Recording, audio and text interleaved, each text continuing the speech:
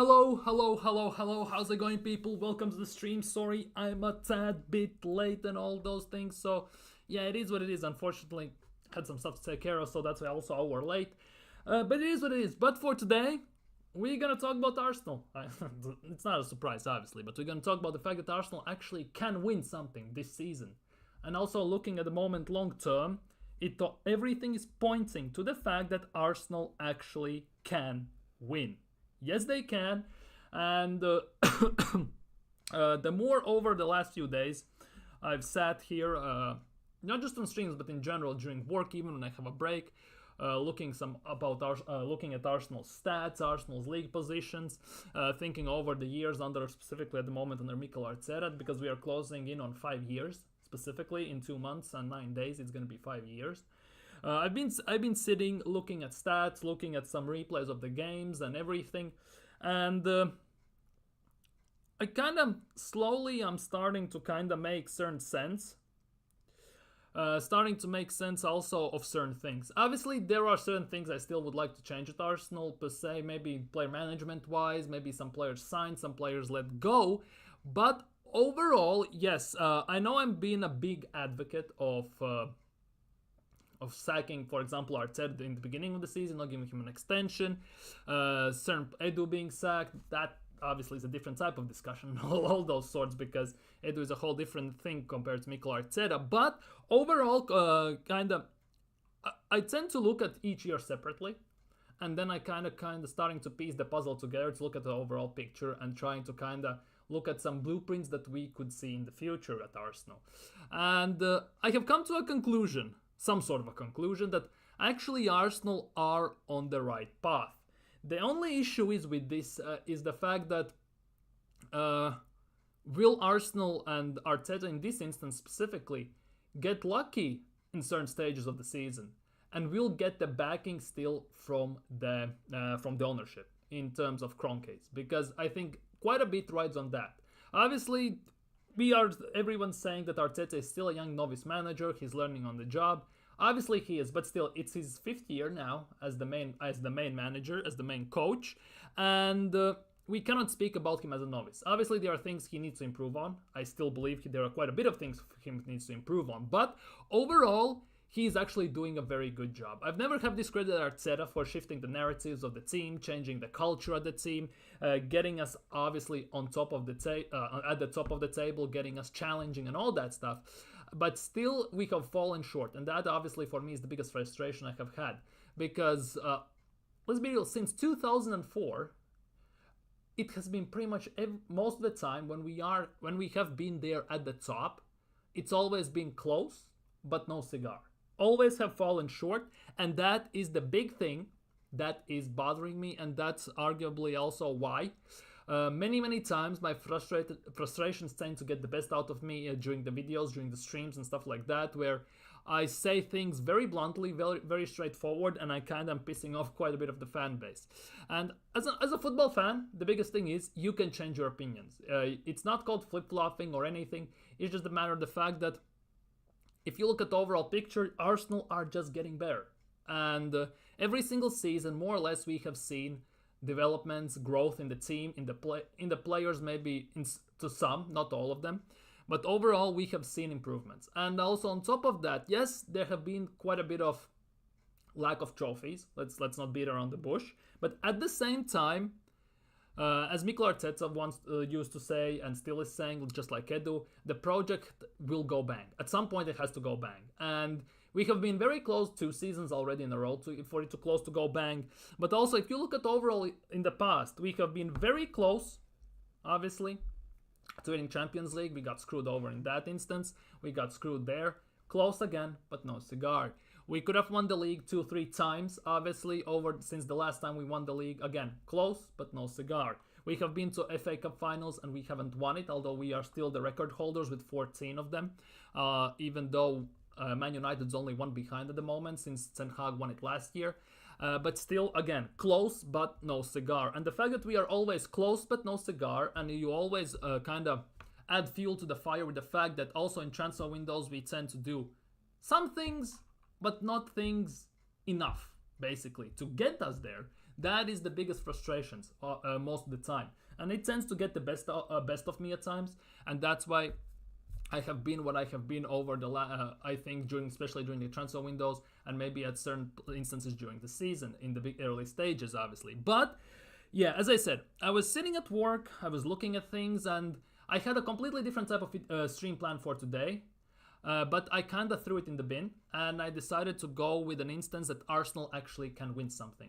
Mostly because I kind of put the picture together, and at the moment, even though we haven't won anything, obviously there are indications that Arteta could be our Brendan Rodgers, and Arteta could be our Brendan Rodgers not just because he gets us there, but he kind of get us over the line, but also that he could be replaced by a better manager at some point if he doesn't win anything.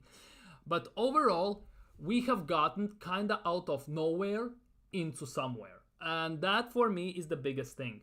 On top of that, obviously, over the years, if you recall, I just say 4 years ago and stuff like that, we were, if you compare us even to Man United, even though we shouldn't compare us to other teams, we should be focusing on our own team. If you look at it, United were where they were. Jose Mourinho finished second and stuff like that. And Arsenal were the banter club. Everyone was laughing at us. We were sitting with our head in our hands and everything. But now, if you fast forward since Arteta took over 5 years, it's a completely different picture in a way. Because Arsenal are second, they're doing very good. They're doing good in league, in the Champions League as well, on certain level. Obviously, the lack of trophies is worrying. I'm not gonna lie, it is worrying.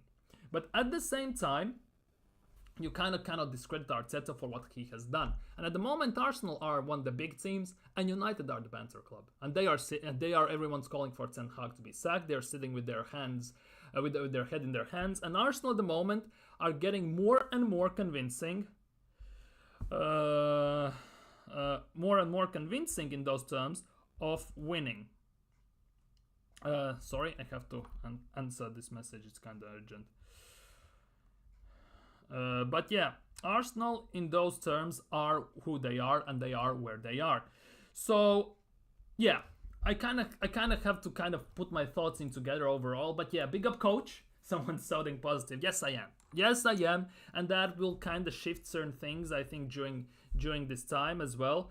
And I think there will be a different side of me at the moment, and because even though our performances have not been the most convincing many times, and certain instances also Arsenal have fallen short, and also in front of net, in front of certain games, overall picture is looking very good. And until something really pisses me off, for example, like we lose to, I don't know, Bournemouth away, or we lose to Ipswich at home, or something like that, I'm gonna try and keep a very open mind in this instance. Because I kind of have come to terms that Arteta will be the guy for at least a few years still, unless something major happens, and kind of have to look at things from different angle. And at the moment, I'm gonna try and do that, keep doing that, going on. So yeah, I'm gonna try keep this as positive as possible, and I'm gonna try kind of minimize the negative side of me, because hindsight is a beautiful thing. At the end of the day, I can call everything out, say everything's bad, and at the end of the day say told you so. But that doesn't mean, but at the same time, I'm also very happy what's happening at Arsenal, so I'm not going to be the guy who says I told you so. If Arteta proves me wrong, I'm going to hold my hands up and say I was wrong about him on certain instances. If everything falls flat at the end of the day, I'm not also going to be turned into a negative guy again and be very happy that Arteta goes. Because, let's be real, they're their jobs, and nobody wants to see nobody fall short in terms of that. But yeah, Arteta is doing a great job. He's developing team. He obviously should do something different in tactics at sometimes, but overall, there are very positive inklings in Arsenal's structure, how they're building their team, and how they go about things. Yes, people may say we play very defensively, dark arts, and all that stuff, but when Arsenal were not doing that, nobody cared. As soon as Arsenal got to the top, pretty much, everyone started to care. And that basically shows just how much hate towards Arsenal there is, because we are a different kind of breed of a club, in my opinion. We've been hated as far as I can remember, as far as I have been an Arsenal fan, to be honest, because we were hated in George Graham days, we were hated before, and we are hated still now. Under Wenger, we got hated because we introduced Afro-American players in our team. We fielded a team with no English players starting. as well as one of the first teams, if not the first. Wenger came in with a special diets and everything, and obviously, yeah, Wenger was technically a nobody coming in, and he basically beat Sir Alex and managers like that. So Arsenal have been head over their years, so let's not add fuel to that. Let's just try and, in a way, get behind the team, if that sounds also very right in that retrospect. Big up Pepper in the chat as well. Big up. Nathan was here before this stream even started, and big up to Nathan. And he said that Edu apparently has traveled to Portugal and had a 2-hour meeting with Gyökeres. Now, Gyökeres' agent, right? Now, two things. Is there actually reports of this? First things first. And second of all, how do you know that it was a 2-hour meeting? Were you present in the meeting? Are you Gyökeres' agent, or are you Nathan secretly Edu? That is, for me, the second question in this instance. Soonest comments today, an example of the Arsenal hate. To be honest, they are all over the place. Arsenal can play the perfect game, and they still would find something to bitch about in terms of Arsenal. It just, and sometimes it's obviously sometimes some criticism can sound like a hate towards from certain people, obviously, but at the same time, we have been accused of some of the most hilarious things you can ever imagine. Daily Mail made an article about Arsenal's dark arts notepad and all that stuff, when it simply was Arteta's tactics when to press Ramsdale in 6-yard box or 6 feet and stuff like that, 6-yard box, getting press on, high press and stuff like that. Like, we got accused of celebrating too hard. Apparently you cannot celebrate after you win. How wild is that? How wild is that? But when other teams do it, all is good and dandy. All is good and dandy. We get accused of parking the bus, playing counter-attacking football. When other big teams do it, all of a sudden it's okay. It's brilliant when other teams do it. It's basically, I don't want to swear, but bitch settings basically when Arsenal do it. Like, it's never gonna stop. We kind of have to make amends with that. The fact that Arsenal's hate and stuff like that will never end. It's gonna come from media. It's gonna come from social media in general. It's gonna come also from certain Arsenal fans in general as well. And we just have to make amends with that. But what can you do? Because everyone's entitled to their opinion. It's good to have discussions, even when there's one positive, one negative, one is critical, one is actually kind of trying to be hell understanding. It's just opinions. And you have to respect every opinion. Obviously, there are as many heads there will be, that many opinions there will be in the world, and you don't have to agree with everyone, as long as you know where you stand. Obviously. But it is what it is, I guess, at the end of the day. Big up BX Gunner in the chat. Big up, big up, big up. Big up, my guy. The British establishment just won't have it. Exactly. And obviously, the British establishment in general, they just destroy English players in general. Either it's Rashford, either it's Sterling, either it's Saka, and most of the time it's also, I don't want to get into these stereotypes, but usually it's not looks like racial thing. But I'm not gonna talk on it because I rather not talk on it, because that again could go either way. But it is very, very, very nuts. Now, big up BX Gunner, big up Pepper. Have you seen anything about this? Have you seen anything about this in the chat? In anywhere? That apparently Edu has traveled to Portugal and had a 2-hour meeting with Gyökeres. Is there anything about that? Is there any news anywhere about that? That for me is the big question of the day. Because if it is, it's nuts. Coach, on the other hand, is saying that Sesko is coming. Where have you heard that? Because at the moment we have been linked with Jonathan David, with Gyökeres, with Sesko, still somehow with Isak. We have been linked with someone else. Very young player from Brazil, I think it is. And stuff like that. It's actually kind of nuts if you think about it. We need to block out these babblers and Exactly. And that is the thing. And what's the most baffling thing in everything is the fact that rivals fans are talking in bad shape about Arsenal, obviously. And at the end of the day, they have higher standards for Arsenal than they have for our own club. How comes they don't focus on their own club? Just focus on your own club first, because especially United fans and teams like that, because your team is in the gutter at the moment. But it is what it is, I guess, at the end of the day. You heard that 2 days ago? I heard that Edu went to Portugal a few days ago, and I think it's semi-legit. Okay, now we're getting somewhere. It will be very interesting, because Arsenal have to play Sporting Lisbon away, so we have to play against Gyökeres unless he has red card or something weird like that. So Arsenal will have to play against Gyökeres in Champions League. So it will be very interesting to see. It kind of could be actually Gyökeres' first audition for a potential deal to come to Arsenal. That actually is kind of wild if you come to think about it. That actually could be the case. For me, the biggest thing is who will sanction the money? Who will sanction the money? Will Kroenke sanction the money for this instance? Will Kroenke sanction the money for Gyökeres' signing? Because the biggest thing for me in all of this is the fact that Arsenal, based on their history, and I'm not gonna get too much into it, tend to be in this boat where they need to sell to sign a player, right?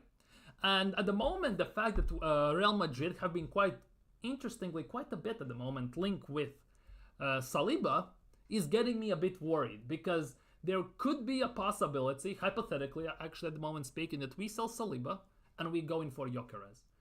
That is obviously a very weird one.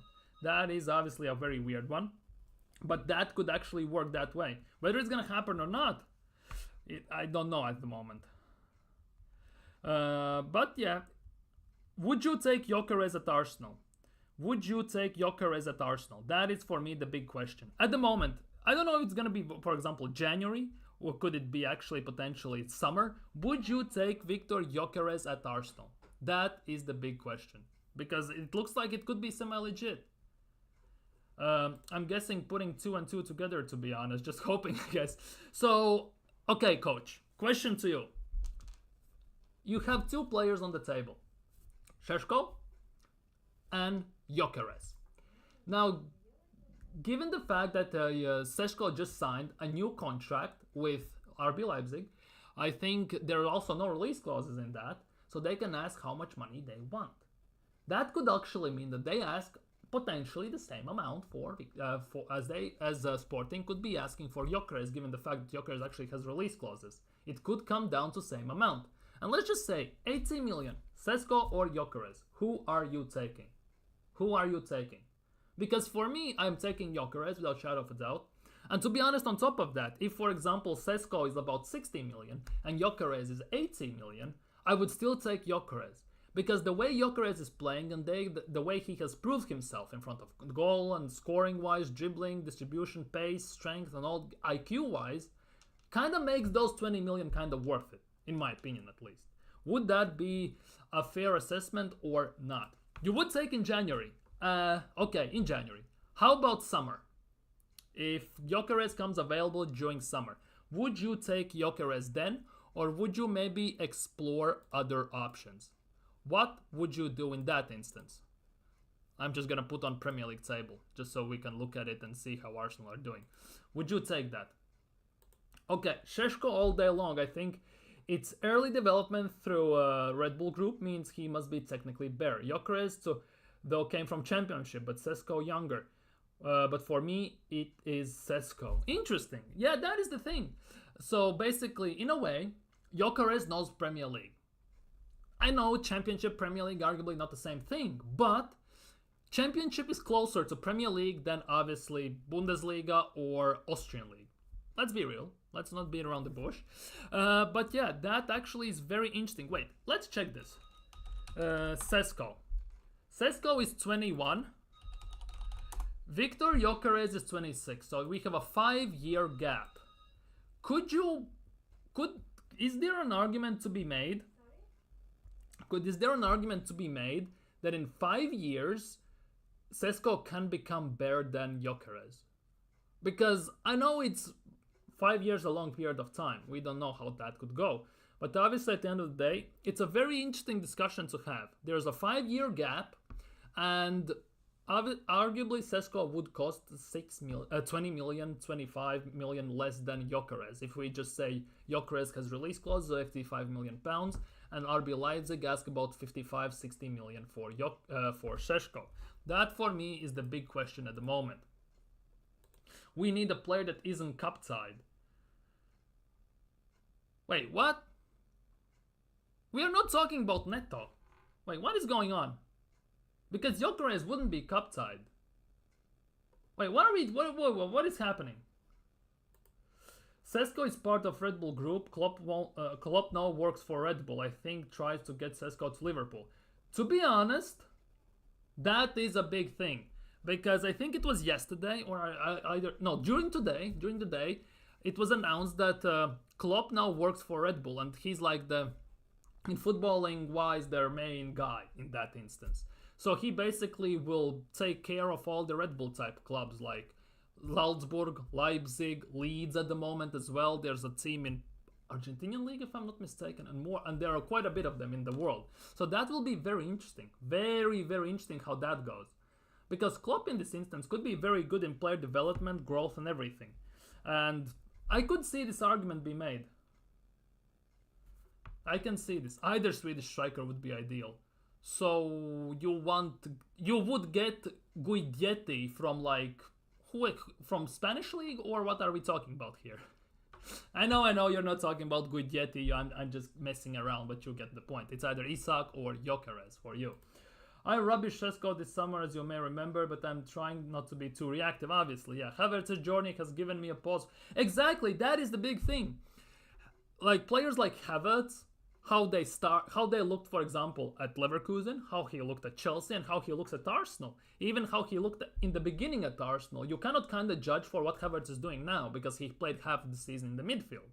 So, obviously, he had to get up to speed. So, Havertz, in a way, has given that type of the thinking process that even though people say it's a meme to give players time and everything, but it's actually not a meme. Players need time, especially if they don't come from Premier League. And Sesko potentially could be worth taking a gamble on. Obviously, it would be a high-risk gamble given the price tag and everything. Because at the moment, yes, when you see him play, he tends to miss certain chances and he scores certain chances. Similarly, at the moment, in the finishing-wise, it feels like Havertz, because he scores certain chances, and some simple chances he also misses. And you could see also the rawness, in a way, in Sesko's play, that I don't want to say he's too immature, but he tends to be very rash in his decisions at times. Where he maybe could pass it off, he tends to shoot, he tends to kind of force the play at times and everything. So, obviously, there's still room to grow for Sesko. Obviously, there's still room to grow also for Gyökeres. For me, it's Gyökeres. I don't know why, but for me, it's Gyökeres at the moment. If it was the same money, and we pretty much are nearly top of the table or at the top of the table, depending, and you need that one gunman to basically bag in goals, I would take Gyökeres for instant impact.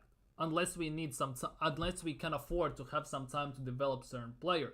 And that also brings me to the fact that Arsenal are one of 7 clubs that are interested in Jonathan David, because his contract runs out next summer, and he has said that he doesn't want to renew his contract, which means he'll be available for free. There is United, I think there's Spurs, Juventus, Barcelona, if I'm not mistaken. Borussia Dortmund as well, I think, Arsenal and someone else. There are quite a bit of teams interested in him. Now for me, I think David could be a good backup second option, like Jesus replacement, if that makes sense. Because for me, if Jesus doesn't pick up his form and the slack for what he has displayed so far, because at the moment Jesus getting sold right on the spot pretty much, but Arsenal kind of have confirmed that he's not going to get sold even in January. So that is the big one. But as a replacement for Jesus, a secondary striker who can play in cups, play certain games, he can start obviously, I actually would take Jonathan David. The thing is though, if we sign David on free and we actually sign a proper bagsman, where does that leave Kai Havertz? Because there would be 1/3 wheeling. That is for me a big issue in that instance. Because in certain instances Arteta is not very big on rotation at times. And that would kind of leave one of them kind of, as I said, third wheeling left out. So unless maybe Arteta signs, for example, David for free, right? He's a straight replacement for Jesus as secondary striker. It means we are not getting the main striker. It's very confusing at the moment, because if we are all screaming for a proper bagsman competition up top, obviously if we sign a right wing, there's no chance he's going to start in front of Saka. But if we sign a proper bagsman, it could be quite interesting to see how he deals with Havertz and that striker's rotation and development and kind of mixing them together and rotating them. Sorry to say this, I don't want to see Sesko at Arsenal now. Better to buy Gyökeres, who is more ready. For me, better calculated risk than Sesko because he scores more goals. Yeah, that for me is the big thing. Gyökeres did very good, let's be real, at Coventry. He has gone to Liga Nor, Portuguese league. In the first season, he basically set the world on fire. He put up pretty much Haaland level numbers. Let's obviously it's just Portuguese league. Let's not get ahead of ourselves. But he put on Haaland level numbers in that if comparatively, right? And everyone said the second season kind of could show what is what, whether he's a one-season wonder or he can actually keep this going. And even though he had a surgery mid-summer, he recovered before the season. In preseason, scored a hat-trick, season started, and he has bagged goals ever since. I think he has like 10 goals and 1 assist or 2 assists in 7 games. So he basically is still doing what he needs to do. Obviously, Portuguese league, in a way, it's a 50-50 one for comparisons because the defenders are quite awful. Let's be real, they're not the best. They're slower and everything. Obviously, Lisbon Sporting is one of the biggest teams in Portugal. And it all depends how he actually does on the big stage, for example, in Champions League even. So Arsenal playing against Lisbon Sporting could be very, very, very interesting to see how that first audition potentially goes for Gyökeres. Because if he plays and he basically leaves Saliba and Gabriel in his rearview mirror and scores a hat-trick, right? Which as an Arsenal fan I don't want to see, let's be real. But if he actually does some excellently well and he shows that he could be worthy, it could be very interesting. Very interesting. Very, very interesting in that sense. Sesko can play with Havertz just behind. Magic with Odegaard, with Rice at 8, with Rice at 6. So you kind of potentially seeing this playing out as a 4-4-2, like generally like playing like 4-4-2 in that instance, like or 4-4-1-1. For example, Havertz is behind the striker, or Sesko is behind the striker. Then we have a left 8 as Odegaard, number 6 is Rice, and the wingers are the wingers, obviously. Something like that, or 4-1-3-2, 4-1-3-1, something in that instance, or what? Because that actually kind of nullifies the reasoning why we signed Merino, arguably, obviously, for that left 8 spot, because Odegaard, for me, feels a bit too weak to be a number 8. That, for me, is the biggest worry. Plus, he plays on that right side very well. So, I don't think Arteta also would kind of jeopardize his strategies and everything to play, let's just say, 4-4-2, 4-4-1-1, 4-1-3-2, or something like that. That, for me, is the big thing. Isn't Sesko and Gyökeres the champion? They are. Both of them are. RB Leipzig are, obviously, and we are playing against Gyökeres when we are flying to Lisbon. It will be very interesting to see how that pans out, because last time we went to Lisbon to play Sporting, we barely scraped a draw. We got very lucky with that. And last time we were in Porto, when we played against Porto, we didn't even manage to have a shot on target. We conceded in the 90-something minute at the final stroke of the game, pretty much. So it will be very interesting, because Arsenal don't do too well away from home. Obviously, defensively against Atalanta we did decently, but at the same time, odds on probably should have lost the game, unless there wasn't David Raya in goal. Because they had quite a bit of chance to score. Raya with a double save, phenomenal double save, world class, and even some other chances. It will be very interesting to see how that develops, how that goes. Because Lisbon Sporting have quite a bit of ballers in their team. Leno, Timber, Saliba... Leno? Saliba, Gabriel, Calafiori, Rice, Odegaard, Saka, Havertz, Trossard, Sesko. Man, exactly. Man said Leno. What the hell are you talking about? I was hella confused there. Leno in goal. Holy crap. But yeah, by the way, kind of unrelated subject. How comes Fulham is coming Arsenal's retirement home all of a sudden? Like Arsenal are Chelsea's retirement home. Kinda. Fulham are our retirement home. They have Smith Rowe, Reece Nelson, Leno. They had Chambers, I think, or something like that. And what's its face? And Iwobi. It's kind of wild. They had also Willian. For me, Gyökeres reminds me of a Haaland with better tech. He could be a generational talent, as some might say. He's 25. It's kind of interesting one because Gyökeres in Portugal is putting up Haaland level numbers. Obviously, the league is slower. The league is worse. Let's say pound per pound as it is, but he is also putting decent numbers, by the way, up in Champions League as well. Wait, let's check. Victor Gyökeres. Let's see what he has done this season. Yeah, in Portuguese league, 8 games, 11 goals, 1 assist, 12 points out of 8 games. In Champions League, 2 games, 1 goal, has played both games to full 90. So he's doing actually quite well. Quite well, to say the least. Let's be real, he's doing very well this season as well. In general, Gyökeres is better than Sesko, plus Real Madrid is looking to sign Saliba. We have to win as soon as possible with him. Hopefully it wins.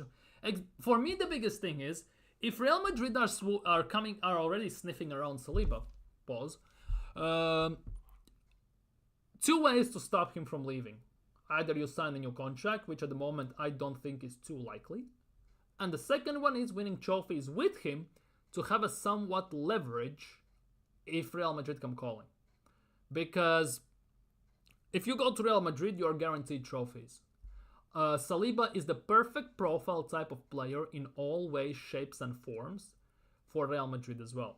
Especially with aging Rudiger and players like that, with their defensive line being a bit injury prone as well, with Militao again out for a bit. Yeah, Saliba is their prime time. Plus they're looking in summer to sign for free Davies, to sign Trent. It could be very interesting what they do in next transfer window. So it could be very, very, very interesting. And mind you, if Real Madrid, like Papa Perez, just comes and drops 150 million on the table, I think even Arsenal would start to reconsider that no selling policy. Obviously, Saliba loves Arsenal. He loves playing here. He wants to win titles with us, trophies with us. Obviously, so far, he's been quite unlucky with that. But he has also said himself that if Real Madrid want to sign me, they can sign me on FIFA career mode. So that is kind of something interesting to kind of think about in general. Imagine Šeško with Saka, Martinelli. That's our front 3 line for next. Only 3 years. Only 3 years. It kind of... Now imagine him with Gyökeres up top. What could work better? That is actually quite interesting. Because for me, Gyökeres kind of fits the system a bit better. Because for me, Leipzig plays very quick, pacey type of football, and Arsenal don't do that. That is for me the thing. If we were talking 2-3 years ago when Arsenal were playing expansive, quick-paced, smash and grab type of football, yeah, I think Sesko could thrive in that. But Gyökeres could thrive in that and in this system we are playing at the moment. So it's kind of interesting. Because we need a player in the box who is strong, who can hold up the ball, distribute it at times, and who can drop a shoulder and just lace it to bins without questions being asked. And I think Gyökeres in that instance kind of fits better. I'm pissed I sold my Martinelli stocks. Are you playing some sort of cryptocurrency player buying stocks or something like that, or just in general? Because Martinelli kind of is slowly getting on, catching on, picking up the pace. It will be very interesting to see. Martinelli as well, I saw a tweet today. The most goals, the most GA out of all top 6 sides, if I'm not mistaken.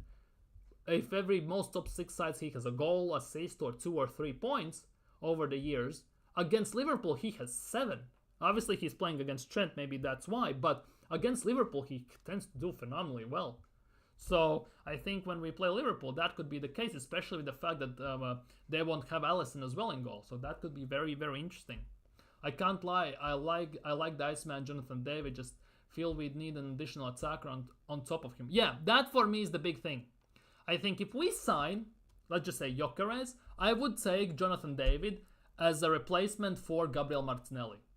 Just as a secondary striker. I'm all cool with that. But for me, the biggest thing is if we sign, for example, David and then we sign a proper bagsman, we have 3 players to play up top. So obviously Arteta would be spoiled for choice, but we all know that Havertz is his baby, his love child and all that stuff. So I'm not sure how that would work out long term. That for me is the biggest question. Interesting to see more people questioning Odegaard role in the team. More awareness is growing of the idea of playing Odegaard on the left as it unleashes Saka? That for me is the big question. Because we yesterday on the stream talked about an interview where Saka was praising Timber. Obviously, I kind of said I could be reading too much into it, but I kind of get the feeling that Saka prefers playing more on that right side with Timber than with Ben White. I could be talking out my ass, could be just gaslighting and all that stuff, but it kind of feels that way. And it actually, when we play games, it also feels more free-flowing when we have Timber on that right side. So it all remains to be seen, and obviously, I kind of have a feeling that one of our defenders could get the Ramsdale treatment this season. And I think the prime candidate, at least in my conspiracy in this instance, is Ben White. I don't think it's going to be Gabriel for Calafiori. I think more realistic is Timber for White. I think White could be kind of substituted to see what is what. Because while White has been out and Timber has stepped in, that right side has looked more dangerous in attack even without Odegaard. Because the way Timber plays, that energy, that pace, that aura, let's just say it as it is, the way he can overlap and inversely underlap, cut in, and he can kind of do those things, and he's more how to say, agile with the ball as well, dribbling wise. I think it kind of suits Saka a bit better in my opinion. The thing is though, we also yesterday looked at this image. Yeah, I have it still here. That if you look, it was against Southampton, 18th minute, and without Odegaard, as you can see, Southampton are covering all the passing lanes. 3 of our players are on the edge of the box. 4 of the players are in the box. And no goddamn player is helping Saka. He gets double teamed. Rest of the players man mark almost the 4 attackers. They have 3.5 players there. And everyone's covering the passing lanes. In this instance, Partey was playing right back. Right? He's right here at the bottom of the screen. And I think if it was Timber, he kinda would be either overlapping, dragging one defender away, leaving Saka with one-on-one, which kinda would help him much more. And he would be maybe running in between the 2 defenders that are marking Saka and 2 defenders that are covering passing lanes, kinda inverting inside from the edge of the box, kinda opening, running straight into that gap. I don't know, because in this instance, Saka has 2 options. Either he tries to cross it, which more likely than not is gonna get blocked, or he tries to take on defenders, which more likely than not he's gonna lose possession because he has no help and he will be dispossessed. So that for me is the big thing. Without Odegaard, it kind of has left Saka a bit vulnerable. And the fact that also no White and no Timber in this instance were not there, it kind of feels as well that without either of them, Saka basically was left in no man's land completely alone. And even despite that, obviously towards the end of the game more, but he got the 1 goal and 2 assists. But that, yeah, I don't know. That Odegaard missing might not be as evident at the moment, but it actually kind of could be playing a cruel joke. But Timber going forward is more complete than Ben White. Why am I calling him Benjamin? Ben White, in my opinion.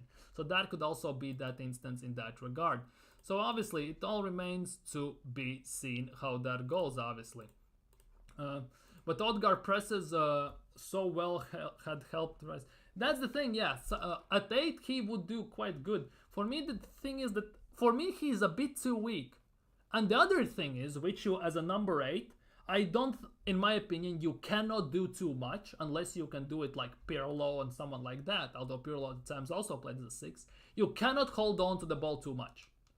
Because you're gonna get pressed by wingers, by attacker, by the midfield instantly. And for me, just like Jesus is a bit more annoying in this instance, they tend to overhold the ball quite a bit on certain times. So that for me is the big issue right here, that they tend to overhold the ball for a bit too much. That's at least for my liking. They don't kind of unleash the passes instantly, they kind of try to look in a way for the safe pass, in a very safe option. I think that is also one of the handprints of Mikel Arteta, that sometimes we play it too safe. We don't play any risky passes. When Jorginho has the ball, he tends to give it in between the lines, give some risky passes, which either you screw up, you lose the possession, it goes out for a goal kick, or you basically instantly create a dangerous chance. And we saw that when Havertz was playing as a number 8 in the beginning of when he just came in, he was making quite great runs in between the lines, behind defenders' backs. And even though Odegaard saw him quite a bit making those runs, he never decided to give the ball over the top, kind of instantly cutting off the midfield and over the top, kind of trying to get the ball behind defenders' backs.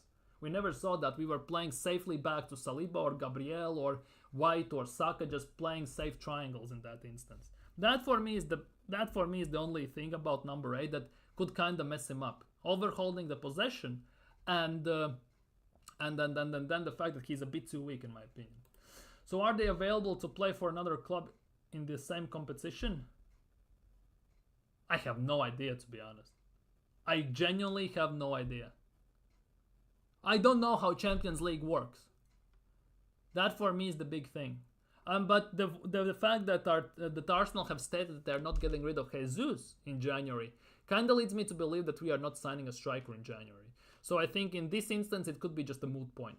And it doesn't carry too much weight in that regard as well. So yeah, Odegaard can also pick a pass from deep playmaker. Like, yeah, he could. Definitely he could. Just the question is how often will he do it?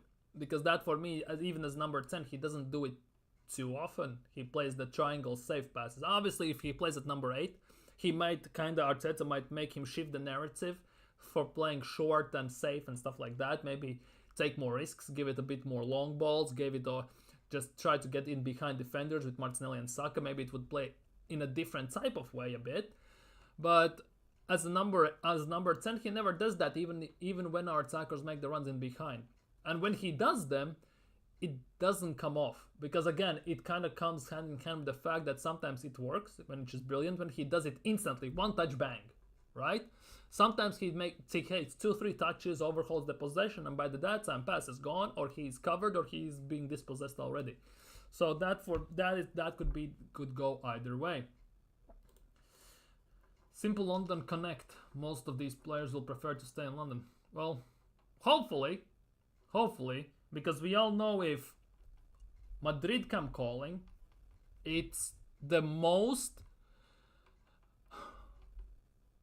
enticing and the most intriguing and the knock you kinda as a footballer in a way want the most. Because most of these players, obviously, one of their biggest dreams is to play for one of the royal clubs, Barcelona, Real Madrid. Obviously, Arsenal, it's not the same. Let's just say it that way. Yeah, Fulham are doing surprisingly well, by the way. They are doing hella surprisingly well. Fulham at the moment are 8th. Next game's against Villa, who are 5th, which will be very interesting. But Fulham 3 wins, 2 draws, 2 losses, 10 goals, 8 conceded. They basically took Man City at the Etihad to the test fully, and if Adama Traore could finish his goddamn dinner, Fulham should have won 4-2 that game. 4-3, sorry. Fulham should have won that game 4-3, because the one-on-ones he missed, that was actually quite embarrassing. He's basically just a pace merchant with which is all up in baby oil. No Diddy references, no nothing, just baby oil, and with no end product pretty much. Imagine if Adama Traore had the end product, if he could finish. He arguably could be one of the best wingers in the world, especially in this day and age of football, given the pace, the way he can outpace pretty much every single player on the pitch, besides maybe Davies. In his prime, Kyle Walker. There are basically, on one hand, you can count the players he could not outpace, maybe. So that could be genuinely a scary player. 200 million price tag for Saliba, I would assume. Exactly 100%, but we need different... Yeah, that is the case. Have we given up on Nico Williams? For me, I'd buy youngsters. Sesko, Nico Williams, Zubimendi. The thing is, Nico Williams is at the moment at Athletic Bilbao, and there are rumors from Spain circulating since the transfer window that Barcelona pretty much have promised him that they're gonna come for him in the next summer. They just couldn't pay the structure how they wanted to pay, and they signed Dani Olmo at the same time. So I think they're gonna go for him next summer quite heavily. Zubimendi is the other one. There are already reports that Man City could go for him this January transfer window with Rodri being out. So if they go for him, he's also off the table, and that only leaves Sesko, and that is a bit different one.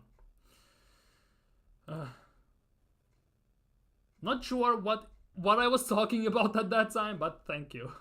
That's why we need Ranieri there. To be honest, why Ranieri didn't play against Southampton, I'm still baffed. Why didn't he start against Southampton? I'm still kind of baffed, because for me, the logic would dictate that against these lower end sides, he would be the prime player to play. At the same time, he didn't see a pitch whatsoever. He also didn't play in Champions League. Let's see if he plays against Preston, most likely. That could be his own next game only. But if you Sesko in that frame, he would be like Havertz. Although Havertz's heading ability is a bit questionable, to say that for a 6'4" guy. Odegaard has football IQ. No, yeah, definitely. He has football IQ. He just doesn't do the passes sometimes. I would arguably say certain players make, because I have seen Jorginho make certain passes which Odegaard never does. And that for me is the big thing. Jorginho has phenomenal footballing IQ, especially passing wise, the weight on the passes and everything. Remember that through ball he gave against Bayern Munich, I think it was, or Porto it was, when Saka from the right side cut in. Odegaard doesn't do this too often. Obviously he gave an excellent pass against Chelsea when Havertz scored. That was a phenomenal, magical pass. But he needs to do it more often, in my opinion. Because many times in games there are possibilities to make those passes. It's just the fact that he doesn't do them. He does it very, very rarely. When it kind of feels like, if he feels like it, he's gonna do it. If he not, he doesn't. And sometimes it kind of kills the momentum, because you can see that no defender is tracking a certain run, and you can see that for Odegaard it's a simple pass. It's like for most players it's a 5-yard pass, yet he just doesn't pull the trigger, which is a bit annoying, I'm not gonna lie. It used to be, it's now a graveyard for superstars in Madrid. The thing is, you say that, but they still every single season win titles no matter what. At least one. They win a title, at least one, every single season. Either it's La Liga, either it's Champions League, either it's Copa del Rey or Supercopa de España. And usually it's not just one, it's at least two. That is the different thing. Where is Danny Olmo, my twin brother? What the hell am I reading? Danny Olmo. You want to tell me I look like this guy? He looks more like Cole Palmer than he looks like me. What? I'm sorry, but what? Where I am looking like him? He looks more like Cole Palmer than he looks like me, I'm not gonna lie. What the hell are you on about? We need to refresh the squad and make competition for players. Palmer couldn't get in at City. That's the type of squad we need. True. At the same time, I think Pep would love to have Palmer at his team at the moment. I'm not gonna lie. The fact that he doesn't have a place to play him. That is the big issue. But yeah, we need competition in the squad. And the fact is that in, like, I would say about 3-4 positions in our team, we have almost no competition whatsoever. We don't have competition for striker. Let's be real, with Jesus at the moment there is no competition. No competition for Odegaard, no competition for Saka. And defensively, as you could, goalkeeper maybe doesn't need that as much, but also definitely needs some. But I think defensively as well, if you could argue that Gabriel has competition, for example from Calafiori or Kiwi or stuff like that, Saliba also has no competition, and the fact that they don't have competition also means that they don't have no cover in case someone gets injured. Because yes, we could put Timber there, yes, we can put Ben White there, but predominantly they play as wingbacks. And playing center back and playing wingback are, in my opinion, two completely different things. Completely different tasks, completely different type of way you read the game and cover certain areas and instances and certain players, how you read their movements and how you cover passing lanes. So at the same time, as much as we could put players there, we definitely will lose quite a bit. Because in every single team, you should have players who are, in my opinion, masters, like Mr. Miyagi's of those positions. And we have few of those. We have Saliba, we have Gabriel, obviously, at center backs, incredible partnership. We have Odegaard in number 10. Those are the Mr. Miyagi's for Arsenal's team, per se. But pretty much every single other position is a mix and match type of players, because Rice is 6 or an 8. Obviously, for Arsenal fans, and me included, he's more of a 6 than an 8, but he plays at a 6 or an 8. Saka obviously is on the left, right, so he is kind of in that position. But Havertz is 9, 10. Go figure, he can play on the wing as well. Martinelli predominantly is left wing, but has played right wing. Trossard plays left wing, center forward, number 10. Calafiori, left back, center back. He plays at striker, it feels like sometimes. Also at right back against PSG. Timber plays number 6, left back, right back. Go figure where he plays. We don't have, in my opinion, also like specialists in the positions we have, arguably. That's my opinion. We need some specialists in certain areas, at least in the spine of the team. And I think that number 6 spot definitely needs a specialist. You know, like we used to have Patrick Vieira. Like Chelsea had Conte at the time, or Essien, or someone like that, or if you get what I mean, basically, right? You're something like that. We need some specialists. No, come on. Sorry. True, because by holding on to the ball too long, that's the thing. Yeah, that is the case. And if they don't track, it's a big issue. I like White, but Timber is on his neck now. Same level of competition is needed for Saka and Martinelli. To be honest, also for Odegaard, in my opinion. For me, at the moment, Arsenal look better with Yuri and Timber than they look with Ben White. And we talked about that interview yesterday, so I'm not going to get back to that. But for me, going forward specifically, we look better with Yuri and Timber. Defensively, you could make some arguments. But yeah, we need to see a bit more on Timber on defense. But already when he plays defense, he also has done phenomenally well. True, like James Tarkowski, Tarkowski. I think that's Tarkowski, right? Striker Burnley specialist those days was... Ah, no, Tarkowski. Never mind. Never mind. I get what you mean. I get what you mean. Saka's the talisman. He's our Salah. If Saka can even hop on one leg, he will play. We have seen it over the last 2 seasons. Saka has played with some, I wouldn't say minor injuries, but he has played on some painkillers, some injections. And if he can walk, if he can run, he will play. I think he's one of those players, in my opinion, that I call undroppables. For Mikel Arteta specifically. He is one of those undroppables in Arsenal's team. Specialist players were too versatile. Yeah, that is for me the big thing. We are very versatile. I know Arteta likes these Swiss Army type knife players that can basically cover 3-4 spots just in case, right? But at the same time, there are positions, I think, in the team per se, at least in the spine of the team definitely, that require specialists to keep the core together of the team. So you can maybe rotate certain positions besides those, and you don't lose the main skeleton of the team, let's just say.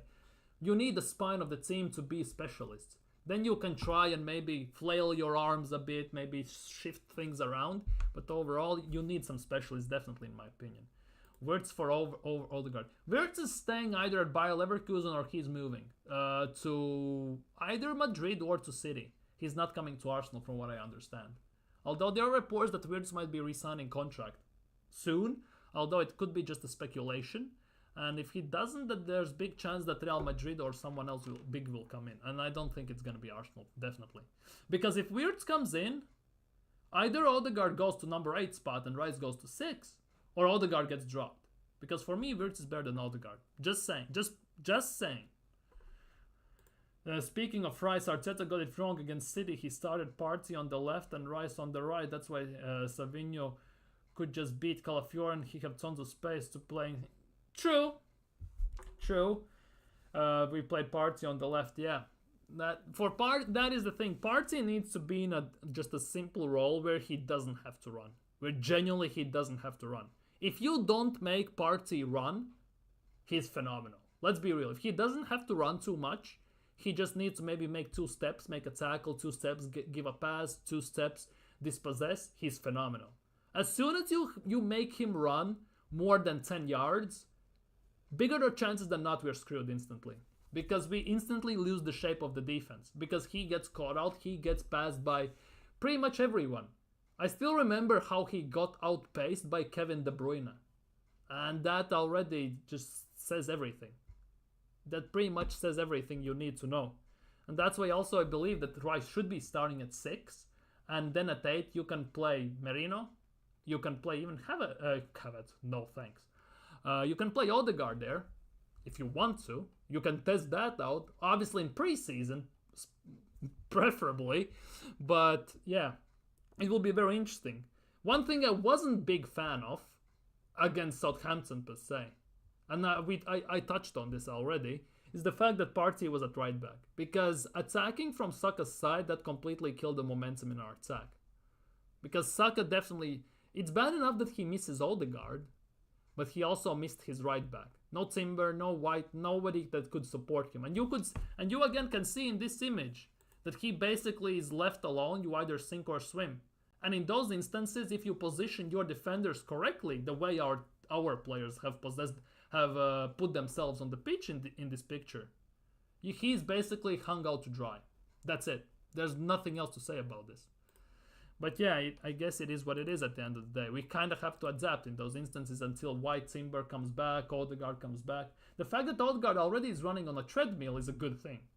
Obviously, there are some speculation that he could be back by Liverpool game. If he's running on a treadmill, it's good. But for him to be back for the game against Liverpool, he needs to train with the first team. And we haven't seen him to train on the pitch whatsoever. And if he wants to do that, latest, in my opinion, is October 4th. So then there will be pretty much 2 weeks left till the Liverpool game. He needs at least 10 days to 2 weeks to kind of get back to pace. Because if your leg is done, you kind of cannot do anything. You cannot run, you cannot train, you cannot do anything. You basically do nothing. If it's your arm, it's a bit different. You done your leg, you kind of have to train your arms only. Gabriel went across to cover and got isolated because Partey couldn't help. And that was also the case with with Zinchenko at left back at times. Because he got caught out defensively and at those times, Gabriel had to cover 2 spots. The lucky part was that we never got caught out because of that most of the time. But many times it also gets that.